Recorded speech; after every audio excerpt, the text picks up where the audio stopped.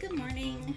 I'm having my coffee and I wanted to show you how I've been doing my iced coffee in the RV.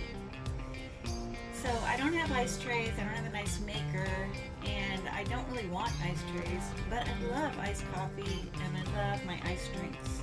So what I've been doing is, before I go to bed, I do this. I put some water in the bottom of a ball jar, and when I wake up in the morning, it's frozen and it's ice. So what this does is it makes a huge ice cube in the bottom, and when you add a drink to it, the ice cube floats, and it's like one of those massive ice cubes, that people have in their scotch or whatever. It's been really great. No messing with ice trays, ice maker, none of that. So let me show you.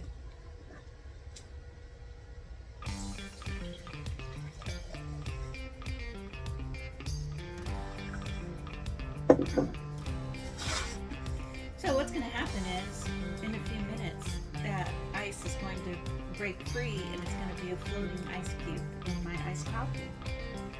There you go. I don't have to give up any luxuries to live in my RV.